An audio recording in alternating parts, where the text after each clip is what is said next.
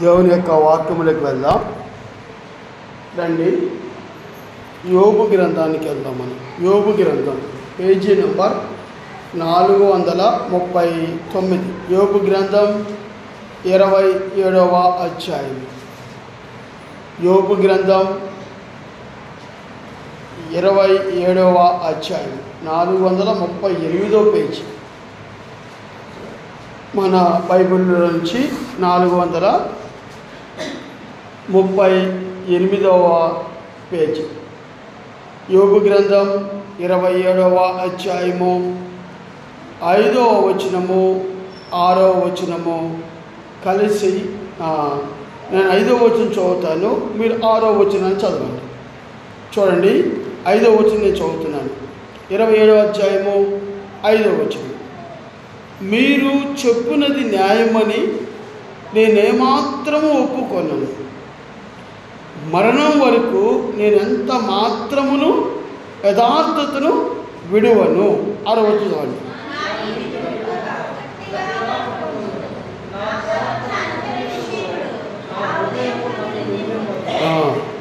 ఇక్కడ ఈరోజు వర్తమానం ఏంటంటే, యోబు అంటున్నాడు, తన స్నేహితులతో అంటున్నాడు, ఒకవేళ మరణం నా మీదకి వచ్చినా, నేను చచ్చిపోయినా, నేను ఎంత మాత్రము నా యథార్థతను నేను విలువను.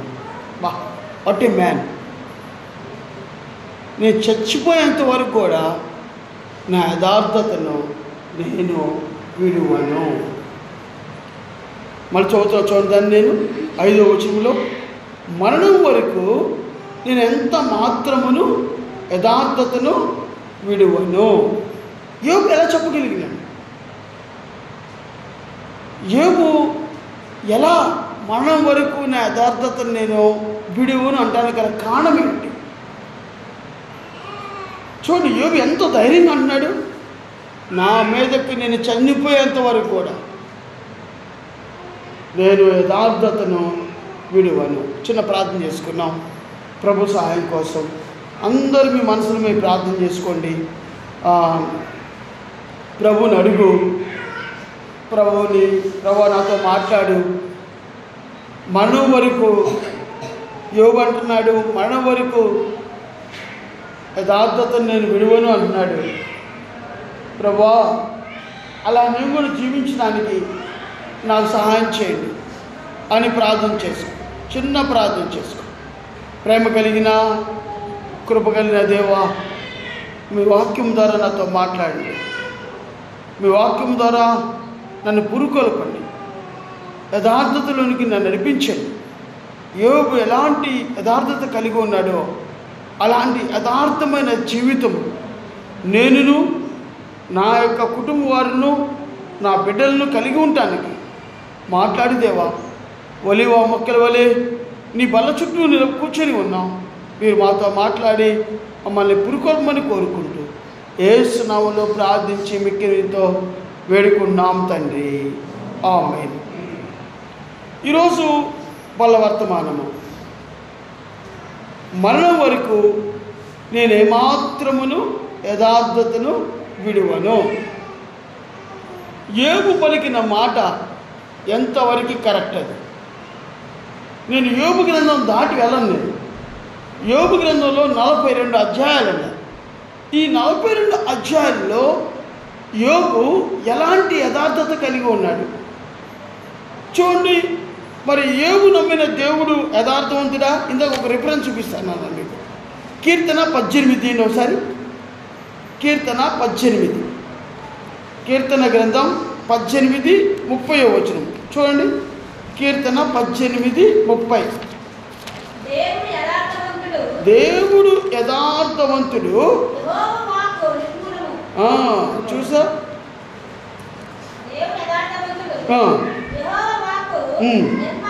నిర్మలము. చాలు. దేవుడు యథార్థవంతుడు. మరి దేవుడు యథార్థవంతుడైతే యోబు అంటాడు, నా మీదకి మరణం వచ్చిన మరణంత వరకు కూడా నేను యథార్థతను విడువను. మరి ఈయన యథార్థవంతుడేనా? నా ప్రశ్న. దేవుడు యథార్థవంతుడు, ఆయన నమ్మిన బిడ్డ మన వరకు నేను నా యథార్థతను విడువనంటే యోబు ఎలాంటి వాడు అని చూస్తే రండి. యోబు గ్రంథం 1వ అధ్యాయం. యోబు గ్రంథం 1వ అధ్యాయం 1వ వచనంలో ఏముందో చూడండి, చదవండి. ఊజు దేశమునందు యోబు అని ఒక మనుషుడు, అతడు యథార్థవంతుడను న్యాయవంతుడై దేవుని యందు భయభక్తులు కలిగి. చాలు. ఇప్పుడు యోబు ఎలాంటి వాడు చెప్పండి? యథార్థవంతుడు. మీరు గమనించండి, దేవుడు యథార్థవంతుడు, ఆయన చేతుల ద్వారా సృష్టించబడిన యోబు యథార్థవంతుడు. ఇప్పుడు యోబు గ్రంథం గురించి చెబుతాం. యోబు గ్రంథం బైబిల్లో 66 పుస్తకాలు ఉన్నాయి.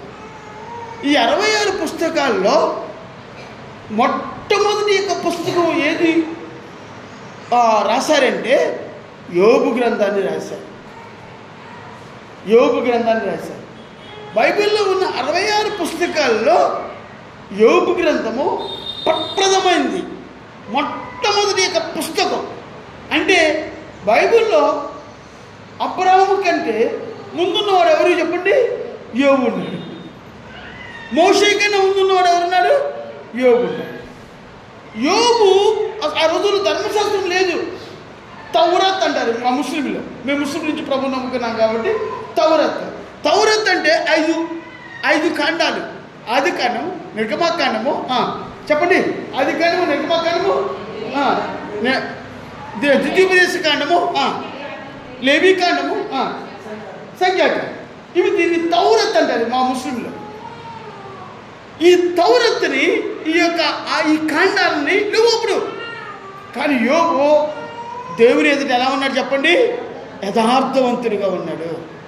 మనకైనా మందిరం ఉంది, ఆ రోజుల్లో మందిరాలు లేవు. మనకైనా విశ్వాసులు ఉన్నారు, ఆ రోజుల్లో ఆ విశ్వాసులు 2-3 ఉన్నారు, ఆయన స్నేహితులు వాళ్ళు ఉన్నారు. యోబు ఎలా బతికాడంటే యథార్థవంతుడిగా బతికాడు.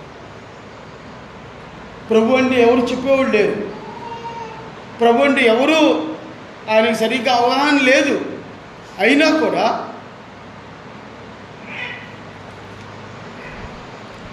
దేవుని ఎదుట యథార్థంగా జీవించాడు.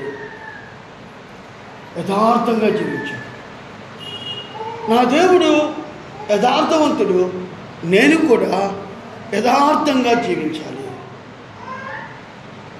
నిజంగా యోబు యథార్థంగా జీవించాడా? యథార్థవంతుడేనా? యథార్థమైన జీవితాన్ని జీవించాడా? మనం చూస్తే యోబు గ్రంథం 1వ అధ్యాయంలో మీరు ఇంటికి వెళ్ళి చదవండి. ఒక్కసారి సాతానుడు దేవుని ప్రశ్నిస్తున్నాడు. దేవుడే సాతాన్ని అడుగుతున్నాడు, భూలోకంలో ఒక వ్యక్తి ఉన్నాడు, తెలుసా నీకు? సాతాను తెలుసాయా? ఎవరు ఆ వ్యక్తి? యోబు. యోబు ఎలాంటి వాడో తెలుసా? యథార్థవంతుడు. ఏముందులే, ఆయన చుట్టూ ఏం వేసావు? కంచి వేశావు. అందుకని ఆయన ఊరు దేశంనంతా గొప్పవాడు ఎవరు లేడు. ఒక్కసారి ఆ కంచె తీసి చూడు. సరే, ఆయన నీకు సమస్తాన్ని ఇస్తున్నా, ఆయన ప్రాణం మీద మాత్రం నీకు అధికారం ఇవ్వను. వెళ్ళు, కంచె తీస్తాను. తీశాడు. ఒక్క దినములోనే తన బిడ్డలందరూ చచ్చిపోయారు. ఒక్క దినములోనే తన ఆస్తి మొత్తం పోయింది. ఒక్క దినములోనే తన పశువులన్నీ చచ్చిపోయినాయి. సమస్తము కోల్పోయాడు. సమస్తము పడైపోయింది. నేను అప్పుడు అడుగుతున్నాను, ఏంది యోబు ఇలా జరిగింది? నువ్వు చాలా యథార్థవంతుడు కదా. ఒక్క రోజులోనే దాసులు చెబుతున్నారు, అయ్యా నీ బిడ్డలందరూ చచ్చిపోయారు.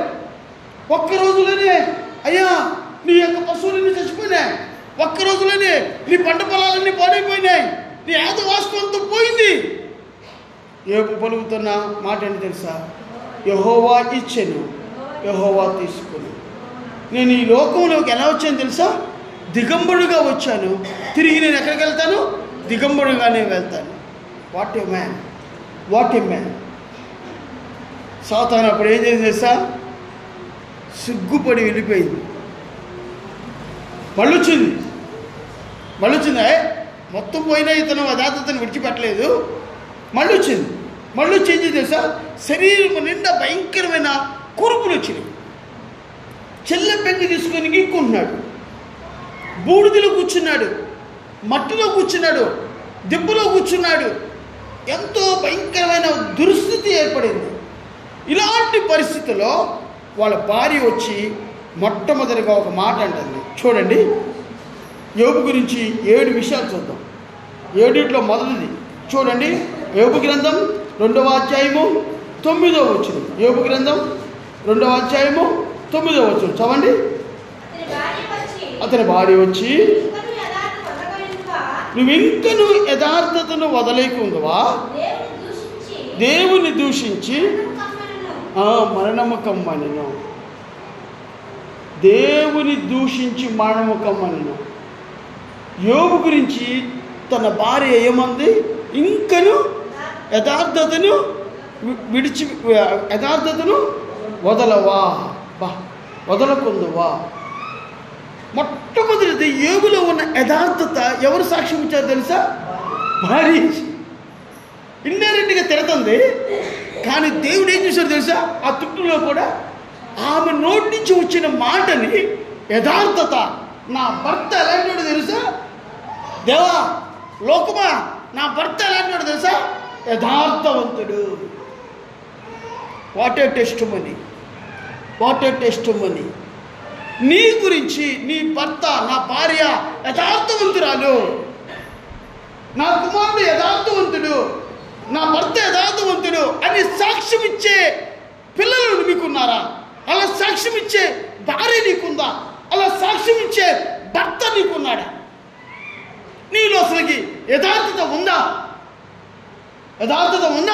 కానీ యోబు యొక్క జీవితంలో తన భార్య అంటుంది, ఎంతవరకు నువ్వు యథార్థత వదలకుందు, నువ్వు దూషించి చచ్చిపో, దేవుణ్ణి దూషించి చచ్చిపో. అంటే అది అర్థం ఏంటి? నా భర్తలో యథార్థత ఉంది, యథార్థవంతుని దేవుడు కోరుకున్నాడు, ఆయన దేవుణ్ణి మాత్రం దూషించాడు. What a testimony. ఎవరిచ్చారు? బయట వాళ్ళు ఇచ్చారా? ఎవరిచ్చారు? ఇరుగుపురు వాళ్ళు ఇచ్చారా? ఎవరిచ్చారు? పొద్దున్న లెగిస్తే టీ ఇచ్చే ఆమె, పొద్దున్న లెగిస్తే అన్నం పెట్టే ఆమె, పొద్దున్న లెగిస్తే మా నీళ్లు తోడే ఆమె, పొద్దున్న లెగిస్తే కండవా ఇచ్చే ఆమె, పొద్దున్న లెగిస్తే పక్క వేసే ఆమె, దుప్పడిచ్చే ఆమె. ఆయన జీవితాన్ని పూతతో పెట్టి చూసింది. ఎక్కడైనా యథార్థతను విడిచిపెడతాడని ఎక్కడా విడిచిపెట్టలా. యథార్థతను ఎక్కడ విడిచిపెట్టలా. ఎవరు చూశారంటే తన భార్య చూసింది. మన బ్రతుకంతా ఎవరు చెప్తారు? మన భార్య చెప్పింది. మా ఆయన గురించి చెప్పాలంటే చాలా ఉందండి అంటే. ఎందుకంటే మన బ్రతుకంతా ఎవరికి తెలుసు? మన భార్యకి తెలుసు. నీ బ్రతుకంతా ఎవరికి తెలుసు? నీ భర్తకు తెలుసు. యథార్థత మొట్టమొదటి ఏంటంటే, యోబు తన జీవితంలో ఎన్నడూ దేవుణ్ణి దూషించలేదు, ఎన్నడూ యథార్థతను విడిచిపెట్టలేదు. అందుకనే ఆయన అన్నాడు, మరణం వరకు ఎంత మాత్రమనో యథార్థతను విడువను. నాకు మరణం పక్కన చదువుతూనే ఉండింది. అక్కడ చూడండి 10వ వచనంలో ఇంకా ఉండింది చదివితే. అందుకు అతడు, మూర్ఖురాలు మాట్లాడినట్టు నువ్వు మాట్లాడుచున్నావు, మనము దేవుని వల్ల మేలు అనిపించున్నావా, కీడును మనము అనుభవింపతగదా అని. ఈ సంగతులలో ఏ విషయంలో అందును యోబు నోటి మాటతో నన్ను పాపము చేయలేదు. చూసారా ఎంత యథార్థంగా ఉన్నాడు యోబు? దేవుణ్ణి ఎక్కడా దూషించలేదు. యోబు యొక్క జీవితంలో దేవుణ్ణి నోటితో నేను, క్రియల్లో నేను, యథార్థతలో నేను దూషించలేదు. మొట్టమొదటి యొక్క లక్షణం అది. నోటితో నేను పాపం చేయలేదు, క్రియల్లో ఎన్నో పాపం చేయలేదు, యథార్థతను విడిచిపెట్టలేదు యోబు. అందుకనే ధైర్యంగా అన్నాడు, మరణం వరకు నేను యథార్థతను విడిచిపెట్టాను. ప్రశ్న వేసుకుందాం. ప్రభు యొక్క రక్తమునకు సాదృశ్యమైన బల్ల మన ముందు ఉంది. ఆయన యొక్క రొట్టె గురించి మీకు తెలుసా? రొట్టె ఎలా తయారు చేస్తారు మీకు తెలుసు కదా, మీకు బాగా ఆడవాళ్ళకి బాగా తెలుసు. దాన్ని గోధుమలు తీసుకెళ్ళి ఎక్కడ వెళ్తారు, మరగ తీసుకెళ్తారు. అదేమో చెప్పండి, పిండిగా మారింది. అలా పిండిగా మారింది.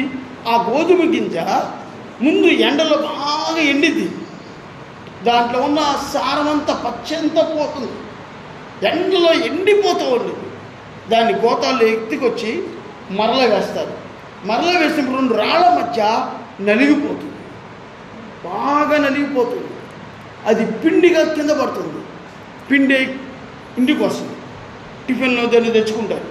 దాన్ని నీళ్ళు చుక్కలు చల్లి దాన్ని ఏం చేస్తారు, పిచ్చుకుతారు. బాగా పిచ్చుకుతారు. తర్వాత ఏం చేస్తారు, చిన్న ముద్దలుగా తయారు చేస్తారు. చిన్న ముద్ద తీసుకుని దాన్ని ఏం చేస్తారు, అప్పం తయారు చేస్తారు. బాగా ప్రెస్ చేస్తారు ఒక రోలర్తో, అట్టపిండంతో దాన్ని బాగా వెడల్పు చేస్తారు. దాన్ని తీసుకుని చక్కెరేస్తారు. పెన్నం మీద బాగా ఎర్ర కాలే పెన్నం మీద వేస్తారు. అది పొంగిద్ది, అప్పుడు రొట్టెగా మారుతుంది. ఆ రొట్టె ఎవరో తెలుసా, ప్రభువైన యేసుక్రీస్తు వారు. ప్రభువైన యేసుక్రీస్తు వారు సిలువ వేసినప్పుడు భూమికి ఆకాశానికి మధ్యలో మండుటి ఎండలో ఎలాడాడు.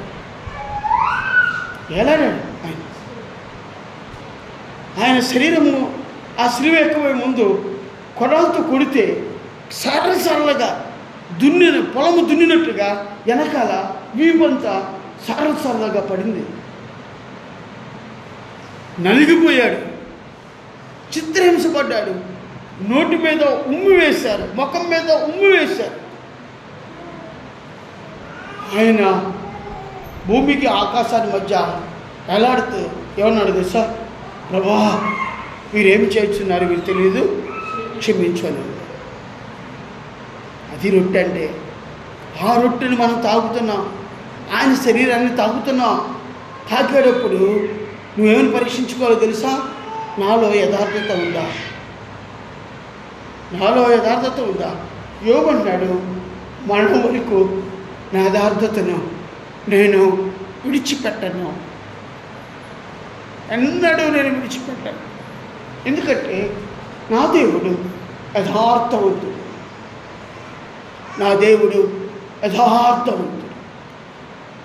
నోటి మాట ఏందనను, మా పెదవుల ద్వారా కూడా ఎక్కడ కొన్ని పాపం చేయను. అది ఎవరు గమనించారు తెలుసా, తన భార్య గమనించింది. భార్య గమనిస్తే దేవుడు గమనించాడు, దేవుడే గమనిస్తే సాతాను కూడా గమనించింది. అర్థమైందా? What a man, what a joke. అలాంటి బ్రతుకు మనలో ఉందా మనం పరీక్షించుకోవాలి. అలాంటి బ్రతుకులో మనం బ్రతుకుతున్నావా? మనలో యథార్థత ఉందా? ఒంటరిగా ఉన్నప్పుడు, పొలానికి ఒంటరిగా వెళ్ళినప్పుడు, ఒంటరిగా తిరుగుతున్నప్పుడు, ఈ ప్రదేశం కాక ఇంకో ప్రదేశంలో ఒంటరిగా వెళ్ళినప్పుడు యథార్థమైన తలంపులు, యథార్థమైన క్రియలు, యథార్థమైన ఊహ, యథార్థమైన మాటలు మన నోటి నుంచి వస్తున్నాయా?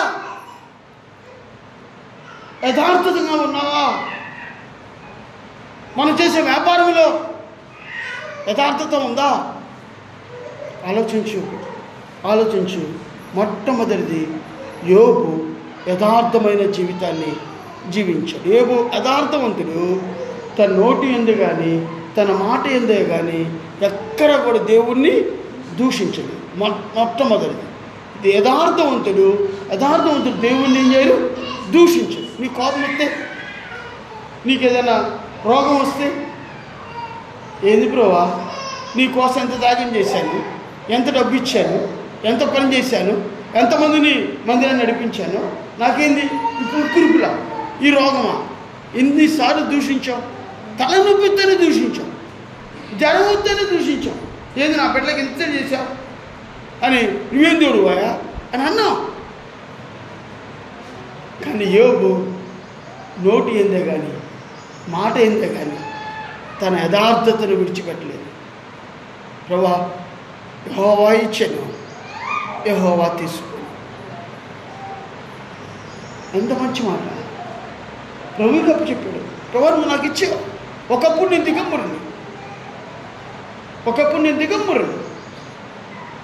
దిగంబరుని నా జీవితాల్లో ఆస్తినిచ్చావు. పిల్లల్ని ఇచ్చావు, భార్యని ఇచ్చావు, ఒక దిక్కుకు గొప్పవాడిగా చేసావు. ఇప్పుడు ఇది ఏమైంది? సమస్తము పోయింది. యెహోవా ఇచ్చెను, యెహోవా తీసుకుని.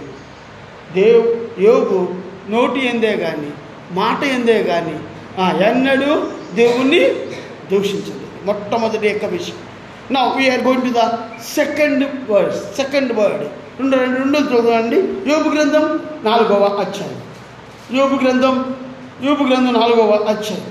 4వ అధ్యాయము 3వ వచనంలో 2వ వరుస, అంటే 3వ వచనం చదువుదాం. అనేకులకు, అది కూడా చదవండి.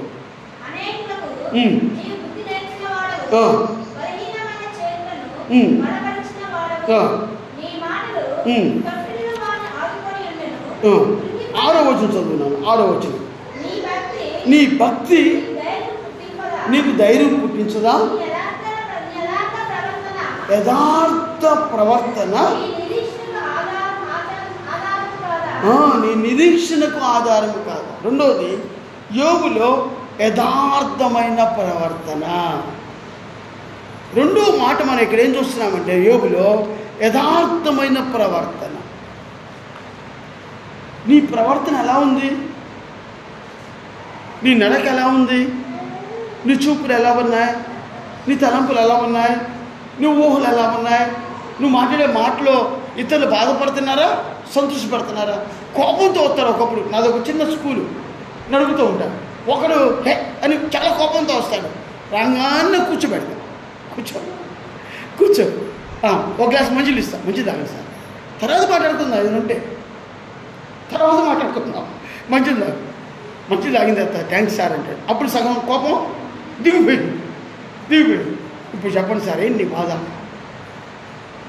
ఏమో సార్, నా పిల్లడు ఫీజు కట్టబడి 4 సార్లు ఇంటికి పంపించారు, నేను కట్లా పోతున్నాను, ఏం చేద్దాం మరి? నాకు కూడా ఇక్కడ కరెంటు ఫీజులు, ట్యాక్సులు చాలా పడ్డాయి, ఏం చేద్దాం చెప్పు సార్. నా దగ్గర కొంత ఉంది, ఇది తీసుకోండి, రాసి ఇచ్చి పంపిస్తాం.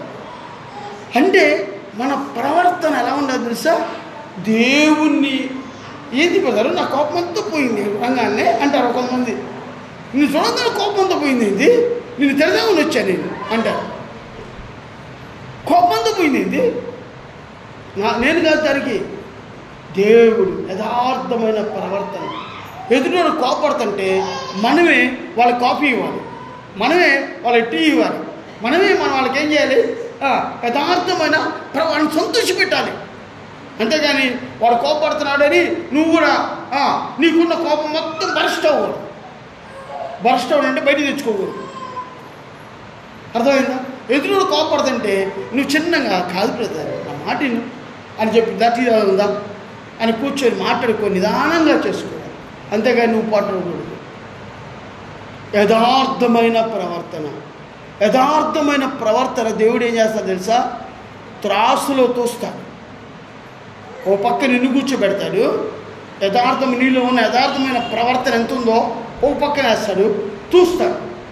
చూడండి, ఆ మాట మీకు చూపిస్తాను. యోబు గ్రంథం 31వ అధ్యాయం.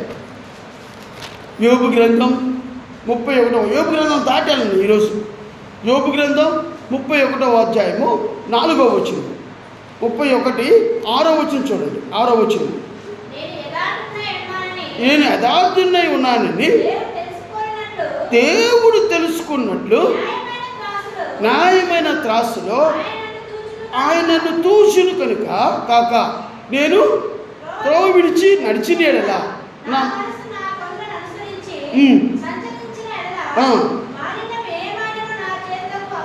తగిలిన ఎడలా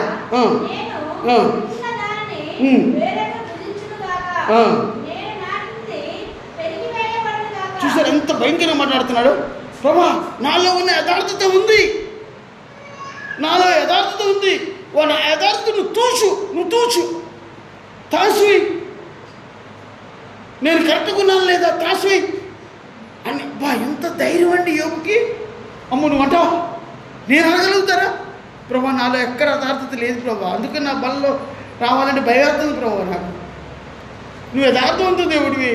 ఒకవేళ నేను చూస్తే నేను అసలు మొక్కను ప్రభా, సమానంగా రాను ప్రభా, కొంచెమన్నా యథార్థత నాకు ఎక్కువ కనపడదు ప్రభా నాలో తక్కువే కనబడింది. ఇంకా యథార్థత ఉండాలి, ఇంకా యథార్థత ఉండాలి కనబడింది. ప్రభువా నన్ను చూస్తే నేను తూగలేను ప్రభువా. కానీ యోబేడు తూగాడు. అలాంటి యథార్థమైన జీవితాన్ని యోబు జీవించాడు. అమ్మా, నీ జీవితం, నీ ప్రవర్తన ఎలా ఉంది? యథార్థమైన ప్రవర్తన నీలో ఉందా? మొదటిది, నోటి ఎందైనను మాట ఎందైనను దేవుడిని ఎక్కడ దూషించలే యోబు. 2, యథార్థమైన ప్రవర్తన కలిగిన వాడు. తాసులో తులసినా కూడా తూగేవాడు యోబు.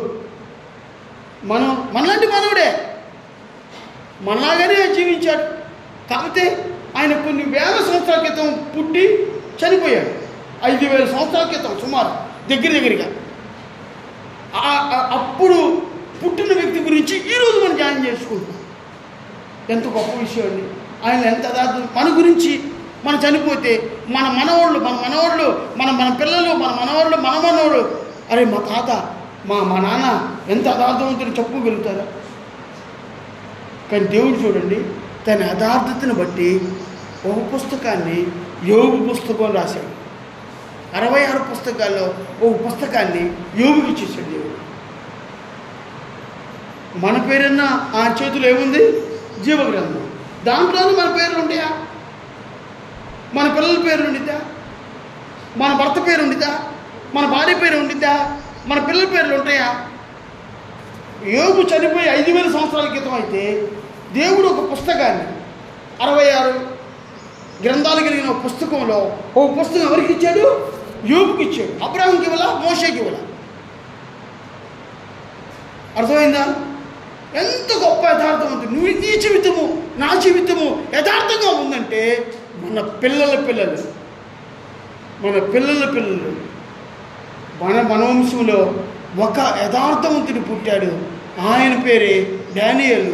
కాబట్టి మనందరం కూడా మనందరం ఆశీర్వదించబడ్డానికి కారణం ఏంటంటే బికాస్ ఆఫ్ దట్ మ్యాన్, ఆ దైవజనుడు వల్ల. అని నీ గురించి చెప్పుకుంటే నీ బిడ్డలు, మనం చనిపోయినా కూడా బ్రతకాలంటే ఎలా బ్రతకాలి? యోబు చనిపోయాడు 5,000 సంవత్సరాల క్రితం, ఇప్పటికీ బ్రతిగా ఉన్నాడు మన మధ్యలో. అర్థమైందా? చనిపోయినా కూడా మన పిల్లల హృదయాల్లో జీవించాలి అంతే. అది బ్రతకడం అంటే, అది రోషం అంటే, ప్రభు కోసం జీవించడం అంటే అది. మనం వెలిగించబడాలి. ఆ వెలుగు అనేక మందిని వెలిగించాలి. చనిపోయినా కూడా ఆ వెలుగు అంతే ఉండాలి. మనం చనిపోయిన సంఘము బ్రతకాలి అంతే. ప్రభు రాకడ వరకు బ్రతకాలి. అలాంటి సేవ మనం చేయాలి. ఎప్పుడు చేస్తామంటే మనందరము యథార్థమైన ప్రవర్తన కలిగి జీవించినప్పుడు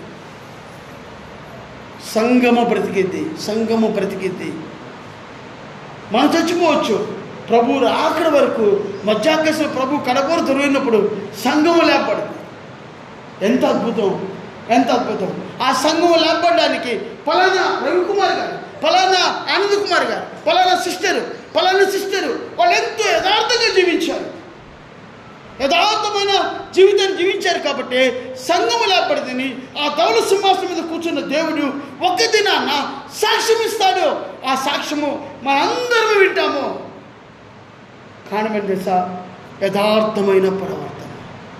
యోబు ఈ రోజుకు మనం చదువుతున్నామంటే యథార్థమైన ప్రవర్తన. టైం అయిపోతుంది. చాలా చెప్పాలనుకున్నాను, టైం అయిపోతుంది. నెక్స్ట్ మూడో విషయానికి వెళ్ళిపోదాం మనం. మూడో విషయం యోబు గ్రంథం 6వ అధ్యాయం. రండి, యోబు గ్రంథంలో 6వ అధ్యాయము. యోబు గ్రంథం 6వ అధ్యాయం. యోబు గ్రంథం 6వ అధ్యాయము 25వ వచనం చూడండి. 25వ వచనం, 25 చదువున్నాను. యథార్థమైన మాటలు ఎంతో బలమైనవి, అయినను నీ గర్దింపు దేనికి ప్రయోజనం? ఇప్పుడు మూడవది ఏంటి? యథార్థమైన మాటలు ఎంతో బలమైనవి. మూడవది, నీ మాటలు ఎలా ఉన్నాయి? అందుకని మనం ఒక పాట పాడతామండి. యెహోవా నా బలమా యథార్థమైనది ఈ మార్గం పరిపూర్ణమైనది నీ మార్గం యెహోవా. ఎంత మంచి మాట. ఇప్పుడు చూడండి, ఆ పాట ఈ మాటలకి ఈ వాక్యానికి సూట్ అయితే లేదా? మనం పాడుతున్నాం లేదా? ఎవరి గురించి పాడుతున్నామంటే యోబు యొక్క మాటలు. యోబు యొక్క మాటలు ఎలా ఉంటుంది సార్? బలమైనది. ఈ మెసేజ్ని ఇంకో కోణంలో చూద్దాం. చూడండి, మొదటిది ఏం చేశారు? మాట ఎందుకు కానీ నోటి ఎందుకు కానీ మాట ఎందుకు కానీ దేవుడిని దూషించలేదు. దానికి ఏం పేరు పెట్టుకోవచ్చు తెలుసా? వినండి, యోబు భార్య సాక్ష్యం. యోబు యొక్క భార్య సాక్ష్యం ఇచ్చింది. ఏమిచ్చింది? యథార్థవంతుడని. ఇప్పుడు రెండో మాట మనం చూసాం, యథార్థమైన ఏంటది? ప్రవర్తన. ఎవరు చెప్పారు? ఆయన యొక్క స్నేహితులు. ఆయన యొక్క స్నేహితులు చెబుతున్నారు, అరే బాబు నీ ప్రవర్తన ఎలాంటి తెలుసా? యథార్థమైన ప్రవర్తన. ఆయన స్నేహితులు సాక్ష్యం ఇస్తున్నారు యథార్థమైన ప్రవర్తన అని. నీ గురించి నీ బిడ్డలు మా నాన్న యథార్థవంతుడు అని చెప్పగలుగుతారా? చెప్తారా? మూడవది, యథార్థమైన మాటలు ఎంతో బలమైనవి. ఈ ముగ్గురు స్నేహితులు వచ్చారండి యోబు దగ్గరికి. యోబుని ఆదరించడానికి వచ్చారంట, యోబుని బలపరచడానికి వచ్చారంట, యోబుని అరే పర్వాలేదు దేవుడు మనం స్వస్థపరుస్తాడని ఆదరించడానికి వచ్చారంట. యోబు యొక్క ముగ్గురు స్నేహితులు యోబు దగ్గరికి వచ్చి ముగ్గురు స్నేహితులు కూర్చున్నారంట. రౌండ్గా కూర్చుంటే ఆ చిన్న పెంకి తీసుకుని గీక్కుంటూ యోబు మాట్లాడితే యోబు యొక్క మాటలు ఎంతో బలమైనవి అంట. అరే వాళ్ళు తప్పరెళ్ళారంట, వచ్చిన స్నేహితులు తప్పరెళ్ళారంట. అరే మేమేదో నిన్ను ఓదార్చడానికి మేము వస్తే నువ్వేదో మమ్మల్ని ఓదార్చున్నావు. ఆయన మాటలు, మన మాట ఎలా ఉంటుంది తెలుసా? రండి, కీర్తన గ్రంథం 5వ అధ్యాయం, కీర్తన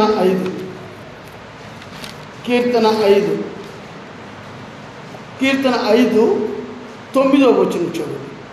వారి నోట యథార్థత లేదు, వారి అంతరంగము నాశనకరమైన గుంట, వారి కంఠము తెరిచిన సమాధి, వారి నాలుగుతో ఇచ్చికములాడుదురు.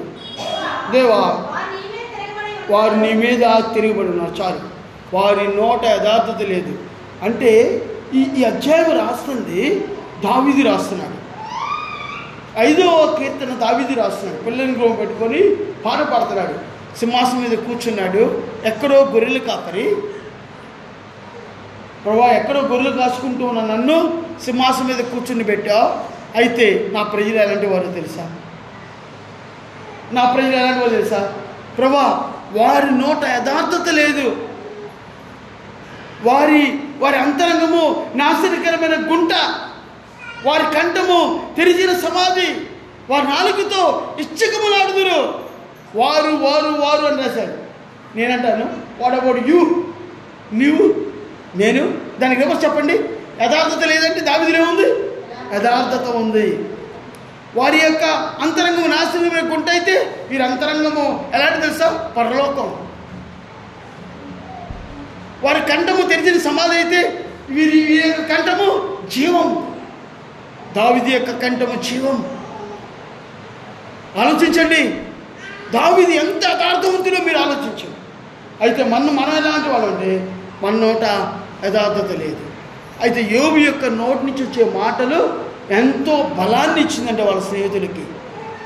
అరే మేమేదో ఓదార్చడానికి మేము వస్తే నువ్వు మమ్మల్ని ఓదార్తున్నావు. What a man. అలాంటి వారంగా దేవుడు మనల్ని సిద్ధపరచునిగాక. ఇంకా కొన్ని విషయాలు చూద్దాం. 4 ఇప్పుడు ఎనైపోయి 3 అయిపోయింది. మొదటిది ఏం చెప్పుకున్నా చెప్పండి? యథార్థమైన లక్షణం కలిగిన వాడు యోబు. 2 యథార్థమైన ప్రవర్తన కలిగిన వాడు. 3 యథార్థమైన మాటలు కలిగిన వాడు.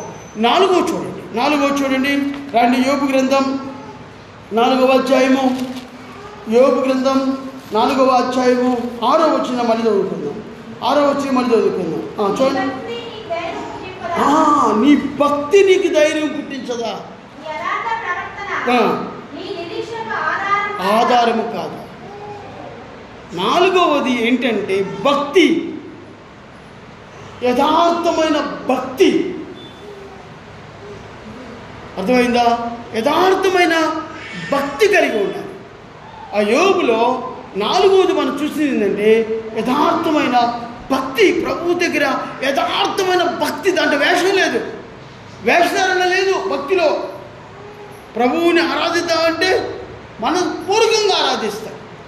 దేవుని మందిరానికి వెళ్ళాలంటే మనపూర్వకంగా దేవుని మందిరానికి వస్తాం. అలాంటి అద్భుతమైన భక్తి యోబులో అద్భుతమైన భక్తి ఉంది. అందుకే చూడండి, ఎఫెసీయులకు రాసిన పత్రిక 4వ అధ్యాయము 24వ వచనం. ఎఫెసీయులకు రాసిన పత్రిక 4వ అధ్యాయము 24వ వచనం చదవండి. ఎఫెసీయులకు రాసిన పత్రిక 4వ అధ్యాయము 24వ వచనం. నీతియు యథార్థమైన భక్తి కలవారే దేవుని పోలికగా సృష్టించబడిన నవీన స్వభావమును ధరించుకొనుడి. ఏముందంట? నీతియు యథార్థమైన భక్తి కలవారై. భక్తి యోబులో ఏం కనబడుతుంది? యథార్థమైన భక్తి కనబడుతుంది. అది ఎట్లా కనబడుతుంది? నీతి కలిగిన భక్తి. దేవుని పోలికగా సృష్టించబడిన నవీన స్వభావాన్ని ధరించుకున్న భక్తి యోబులో కనబడుతుంది. అలాంటి భక్తి మన జీవితంలో ఉండాలి. నాలుగవ విషయం అది. నాలుగవ విషయము భక్తి విషయంలో మనం నేర్చుకున్నాం. ఐదో విషయంకి వెళ్దాం. ఐదో విషయం చూడండి యోబు గ్రంథం 17వ అధ్యాయం. యోబు గ్రంథం 17వ అధ్యాయం. యోబు గ్రంథం 17వ అధ్యాయం. 17వ అధ్యాయము 8వ వచనం చూడండి. ఏముంది? యథార్థవంతులు దీన్ని చూచి ఆశ్చర్యపడుదురు. చాలు.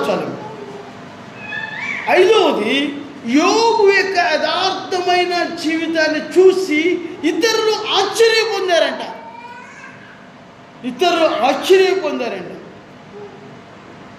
యథార్థమైన ప్రవర్తన చూసి నీ బిడ్డలు ఆశ్చర్య పొందుతారు. నీలో ఉన్న యథార్థమైన ప్రవర్తన చూసి నీ భార్య ఆశ్చర్యపడుతుంది. ఎందుకు ఆశ్చర్యపడుతుంది? యెషయా గ్రంథం 9వ అధ్యాయము 16వ వచనం. మన దేవుడు ఎలాంటి దేవుడు? చెప్పండి. ఆయనకి ఎన్ని లక్షణాలు ఉన్నాయి? 9 లక్షణాలు కనబడతాయి మనకి అక్కడ. 7 లక్షణాలు. ఆయన ఎలాంటి వాడు? చూడండి, 9:16. మన దేవుడు ఎలాంటి వాడు? ఆశ్చర్యకరుడు, ఆలోచనకర్త, నిత్యులకు తండ్రి, సమాధానకర్త అయిన అధిపతి. మన దేవుడు ఎలాంటి వాడు? ఆశ్చర్యకరుడు. మన జీవితాల్లో కూడా ఆశ్చర్యకార్యాలు చేస్తాయి. యథార్థవంతుల యొక్క జీవితాలు ఆశ్చర్యాన్ని కలగజేస్తాయి. ఐదవది 5 నేర్చుకున్నాం. యోబు యథార్థవంతుడు. 2 యథార్థమైన ప్రవర్తన కలిగిన వాడు. 3 యథార్థమైన మాటలు కలిగిన వాడు. అది ఎంతో బలాన్ని ఇస్తుంది. 4 యథార్థమైన భక్తి కలిగిన వాడు. యోబు యథార్థవంతుడు, చూసి ఆశ్చర్య పొందుతారు. 5 చూసాము. 6వ చూడండి 42వ అధ్యాయం. యోబు గ్రంథం 42వ అధ్యాయం 10వ వచనం. యోబు గ్రంథం 42:10. మరియు యోబు తన స్నేహితుల నిమిత్తము ప్రార్థన చేసినప్పుడు యెహోవా అతని క్షేమస్థితిని మరలా అతనికి దయచేసెను. మరియు యోబునకు పూర్వము కలిగిన దానికంటే 2 అధికముగా యెహోవా అతనికి దయచేసింది. ఎన్నంతలమ్మా? 2 ఎవరికి? యోబు యథార్థమైన ప్రవర్తన చూసి ఆశ్చర్యం. అంటే ఇదే. దీంట్లో ఇంకోటి చూసాం. యోబు చేతుల నుంచి వచ్చిన స్నేహితులు ప్రార్థన చేశాడంట. యథార్థవంతుడు కదా, ప్రార్థన చేస్తే క్షేమస్థితిని చూశారంట వాళ్ళు. 6వది ఏంటంటే యథార్థవంతులు ఏం చూస్తారు? క్షేమస్థితిని చూస్తారు. 42:10 ఉంది అక్కడ 2వ వరుసలో. క్షేమస్థితి. యోబు ఇతరుల యొక్క క్షేమస్థితిని చూశాడు. తన ద్వారా ప్రార్థన చేసినప్పుడు వాళ్ళు ఎలా ఆస్వాదించబడ్డారు. తనలో ఉన్న యథార్థమైన ప్రవర్తన చూసి ఇతరులు క్షేమస్థితిని చూశాడు. చూసి ప్రభువుని స్తుతించాడు. ప్రభువా, మట్టితో తయారు చేయబడిన నన్ను ప్రార్థన చేస్తే అనేక మంది క్షేమస్థితిలో ఉన్నారయ్యా, అందును బట్టి నిన్ను ఆరాధిస్తాను. యోబు ఎంత అద్భుతమైన వ్యక్తి అండి, ఎంత అద్భుతమైన వ్యక్తి అండి. ఇతరుల క్షేమస్థితిని కోరుకున్నాడు. మనం ఏం కోరుకుంటాం? ఇతరుల యొక్క కీడును కోరుకుంటాం. వాళ్ళ ఇంట్లోకి మంచి ఉద్యోగం వచ్చిందంటే మనం ఎడుస్తాం ముందు. వాళ్ళ ఇంట్లో బాగా పంటలు పండి బాగా బస్తాలు బాగా పండి అంటే మనం ఎడుస్తాం ముందు. అరే మనకు మంటలేదేందిరా, మన బతికేంది ఎలా అయింది అని మనం ఎడుస్తాం. కానీ యోబు ఎంత కష్టంలో ఉన్నా కూడా తన స్నేహితుల యొక్క క్షేమస్థితిని కోరుకున్నాడు. ఆరవది, యోబు యొక్క జీవితంలో ఇతరుల యొక్క క్షేమాన్ని కోరుకున్నాడు. లాస్ట్ అండ్ ఫైనల్ 7వ చూద్దాం. వేసాడు అండి. యోబు గ్రంథం 42వ అధ్యాయం. యోబు గ్రంథం 42వ అధ్యాయము చదువునాను. 15-16. ఆ దేశమంతటిను యోబు కుమార్తెలంత సౌందర్యవంతులు కనబడలేదు. వారి తండ్రి వారి సోదరులతో పాటు ఒక స్వాస్థ్యమునిచ్చెను. ఆ తర్వాత యోబు 140 సంవత్సరములు బ్రతికి తన కుమారులను 4 తరం వరకు చూచెను. పిమ్మట యోబు కాలము నిండిన వృద్ధులై మృతి పొంది. అరే మళ్ళీ కుమార్తె కనబడుతున్నారండి ఇక్కడ. యోబు కుమారులు మొదట చచ్చిపోయారు కదా, మొత్తం చచ్చిపోయారు కదా. మళ్ళీ తన భార్యను దర్శించాడు దేవుడు. మళ్ళీ కుమార్తెను దేవుడు ఇచ్చాడు. మునుపుడు దానికన్నా 200 ఆశీర్వాదము యోబుకు వచ్చింది. అయితే 7వ పాయింట్ ఏంటంటే, యోబు తన కుమార్తెలకు ఏమిచ్చాడు? స్వాస్థ్యం ఇచ్చాడు. దేవుడు మనకేమిచ్చాడు తెలుసా? పరలోకం యొక్క స్వాస్థ్యాన్ని మనకిచ్చాడు. ఎవరైతే దేవుని అంగీకరిస్తారో వారందరూ దేవునికి యొక్క కుమార్తెలు. వారు పరలోకం యొక్క స్వాస్థ్యాన్ని సంపాదించుకుంటారు. యోబు వాళ్ళకి స్వాస్థ్యం ఇచ్చాడు. దేవుడు మనకేమిచ్చాడు తెలుసా? పరలోకం అనే స్వాస్థ్యము దేవుడు మనకు అనుగ్రహించాడు. 7 అద్భుతమైన లక్షణాలు యోబు గురించి చూశాం. యోబు తన నోటి యందు ఎన్నో, మాట యందు ఎన్నో దేవుని దూషించాల. మొదటిది. రెండవది, యథార్థమైన ప్రవర్తన కలిగి ఉన్నాడు. మూడవది, యథార్థమైన మాటలు కలిగి ఉన్నాడు. నాలుగవది, యథార్థమైన భక్తి కలిగి ఉన్నాడు. ఐదవది, యథార్థవంతులు ఆశ్చర్యం కలిగింది. యోబుని చూసి ఇతరులు ఆశ్చర్యం పొందారు.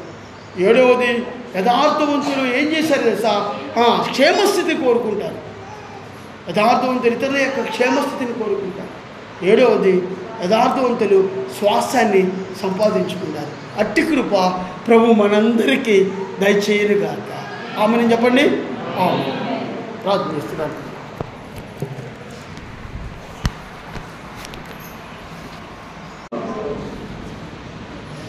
పరిశుద్ధుడా, మా ప్రియ పరలోకపు తండ్రి, మీ ఘనమైన ఉన్నతమైన నామానికి వందనాలు.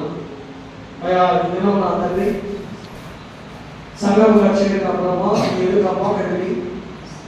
మీరు స్థుతించడానికి, మీరు మహిమపరచడానికి, మీరు ఘనపరచడానికి మీరు మాకు ఇచ్చినటువంటి శ్రేష్టమైన సమయానికి స్థుతి చెల్లిస్తున్నాం. ప్రభా, మీ పేరు పెట్టబడిన ప్రజలమైన మేము అయ్యా మాకే మేము తగ్గించుకొని మీ పాదాల దగ్గర ప్రభా సీయోను ద్వారంలో ప్రవేశించి అయ్యా మీ ఎదుట మోకరికకు మీరు చూపిన ప్రభువే వందనాలు జ్ఞాపకం చేసుకుంటుందండి. అయ్యా మరి మొదటి వర్తమానంలో నా ప్రభాని దాసుని నాయన నిలబెట్టుకొని అయ్యా ఆరాధించుతున్నారు. నా ప్రభాని యథార్థమైన హృదయం, యథార్థత కలిగి జీవించి యథార్థమైన వాక్యాన్ని మేము కలిగి ఉండాలని ప్రభావి మాతో మాట్లాడినారు.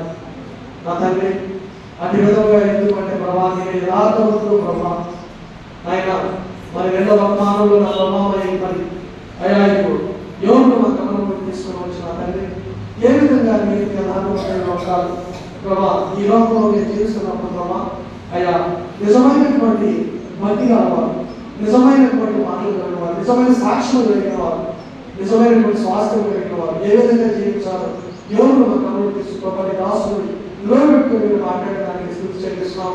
నా తండ్రి అయ్యా ఇది నా ప్రభా ప్రత్యేకించిన ఆయన మరి దినంలో బహు చక్కని నా తండ్రి ఇలా చదువు చదివి బహు ఘోరమైనవి ఆయన మీ రాత్రి సూచనలుగా ఉంటుండగా నా తండ్రి అయ్యా ఇదిగో మరి ఈ సమయంలో నా ప్రభా సంఘంగా నా తండ్రి మేమందరం కూడా నా ప్రభా అయ్యా పరిపూర్ణమై యథార్థమైన వ్యక్తి కలవాలి, యథార్థంగా జీవించడానికి ప్రభావం తెలుసుకొని ప్రార్థిస్తున్నాం ప్రభా నా తండ్రి.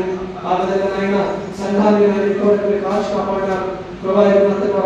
ఆశ్రమంలో మీరు తోడుగా నడిపిస్తూ వస్తున్నారు, అందరూ చెల్లిస్తున్నాం నా ప్రభా నా తండ్రి. అయ్యా ఇది ప్రత్యేకించిన ప్రార్థనైనా అయ్యా ఇది మరి ఎగ్జామ్స్ జరుగుతున్నాయి ప్రభా. ప్రతి బిడ్డలు మీరు జ్ఞాపకం చేసుకోండి అయా. సంఘంలో గ్రామంలో ప్రభా పరీక్ష రాయబోతున్న బిడ్డలు జ్ఞాపకం చేసుకోండి అయా. నా తండ్రి అయ్యా వారు పరీక్ష రాస్తున్నారు ప్రభా. అయా బిడ్డకు మంచి జ్ఞానం ఇచ్చేయండి అయ్యా. వారికి ఆహ్వానించండి అయ్యా, కనికరించండి నా తండ్రి. చదివిన అయ్యా ఇప్పుడు ప్రతిదీ కూడా నా ప్రభా అయ్యా ఇది రాయడానికి రాసిన నామాన్ని మహిమపరచడానికి ఇప్పుడు వాడుకుని ప్రార్థిస్తున్నాను నా తండ్రి. నా తండ్రి అయ్యా మరి పరీక్ష రిజల్ట్ కోసం చూసిన బిడ్డలు ప్రభా అయ్యా మంచి మతాలు దయచేయండి నా తండ్రి. అయ్యా మా గ్రామంలో నా ప్రభా మరి కుటుంబాల్లో అయ్యా సంఘంలో నా తండ్రి అయ్యా అనేక ప్రార్థించుకుని అయ్యా ప్రభా అయ్యా ఇది నా తండ్రి. గర్భిణీ స్త్రీల గురించి ప్రార్థన చేస్తున్నాం, సుఖ ప్రసవాన్ని దయచేయండి గర్భిణీ బిడ్డలు ప్రభా నా తండ్రి అయ్యా ఇది ప్రార్థిస్తున్నాం నా తండ్రి. తగిన సమయంలో బహుమతిని దయచేయమని ప్రార్థిస్తుంది అయ్యా. ఇక్కడ గ్రహించు అయ్యా నా తండ్రి. రాజేశ్వర మామగారి గురించి ప్రార్థిస్తున్నాం ఆయన అయ్యా. నా తండ్రి ఆ బిడ్డని తాకి స్వస్థపరచమని ప్రార్థిస్తున్నాం ఆయన. మీరు ఎంతైనా దైవ దేవుడు ప్రభా, నమ్మదగిన దేవుడు నాయన. మీరు నమ్మకమైన ప్రజలు ఎవరు కూడా వ్యక్తులు కాదు ఆయన అయ్యా. బిడ్డలైనా మీరు విశ్వాసం ఉంచారు ప్రభా అయ్యా. విశ్వాసంతో కొనసాగింపుగా తండ్రి వారికి ఏది అవసరమో తండ్రి అన్నింటినీ ప్రభా మెడిసిన్ అయినా ఇది నా ప్రభావ ప్రతిదీ కూడా మీరు నా తండ్రి అయ్యా శుద్ధీకరించండి తండ్రి అయ్యా. బిడ్డలైన త్వరగా లేచి నా ప్రభావానికి సాక్ష్యం సహాయం దయచేయమని ప్రార్థిస్తున్నాం నా తండ్రి. అయ్యా ప్రశ్నలు జ్ఞాపకం చేసుకోండి నా తండ్రి అయ్యా. ప్రపక్షాలు ఉండండి నా ప్రభావం ప్రార్థిస్తున్నాం అయ్యా. నీవైతే గొప్ప దేవుడు తండ్రి, దైవ దేవుడు అయినా కనికరం చూపించమని మెడపక్షాలను ప్రార్థన చేస్తున్నాం. ఒకసారి దయచేయండి అప్పుడు కాపాడించమని ప్రార్థిస్తున్నాం ఆయన అయ్యా. నా తండ్రి అలాంటి సమస్యలు బాధపడి జ్ఞాపకం చేసుకుని మంచి ఆరోగ్యం దయచేయండి నా ప్రభావాన్ని గ్రహించమని నా ప్రభావ సంఘంలో కాచి కాపాడాలి నా ప్రభావ తండ్రి. ప్రత్యేకించిన మీ దాసుల ప్రయాణంలో కాపాడా ఉంచి అయ్యా మా మధ్య వచ్చి నిలబెట్టి నా తండ్రి చక్కని వర్తమానాలు అయినా మా హృదయంలో అయినా అయ్యా ఇదిగో గొప్పటువంటి ఆయన దూడని ప్రభావ ఏ విధంగా మద్దతులు ఆనందించుకున్నారో నా తండ్రి అటు వర్తమానాలతో మనతో మాత్రం మాట్లాడి అయ్యా మమ్మల్ని సంతోషపరిచిన ప్రభావ ఈ మాటల మమ్మల్ని ప్రభావ నా తండ్రి అయ్యా ఇది మా హృదయాల్ని కలిగింపజేసినందుకు స్తుతి చెల్లిస్తూ నా ప్రభావం అదే విధంగా నా తండ్రి అయ్యా తిరిగి ప్రయాణం వెళ్తుండగా నా ప్రభావాన్ని గ్రహించి కూడా ప్రార్థిస్తున్నాం అయ్యా. క్షేమమైన ప్రయాణం దయచేయండి అదేవిధంగా నా తండ్రి వచ్చిన వాళ్ళు ఎవరైనా బలహీన స్థితిలో బలపరిచి అయ్యా మంచి ఆరోగ్యం నడిపించమని నా తండ్రి. నేను ఆలస్యమైతే మేమందరం కూడుకొని తండ్రి జ్ఞానించిన భాగ్యం మాకు దయచేయమని ఈ మనవులు మా ప్రభువును మీ కుమారుడు యేసుక్రీస్తు ప్రభువారికి శ్రేష్టమైన నామములో స్తుతించి ప్రార్థించి వేడుకుంటున్నాము తండ్రి. ఆమేన్. మన తండ్రి దేవుని ప్రేమ, యేసుక్రీస్తు వారి శాశ్వత కృప, పరిశుద్ధమైన సహవాసం సంఘానికి సంఘ బిడ్డలను గ్రామానికి సదాకాలంతో నడిపించును గాక. ఆమేన్.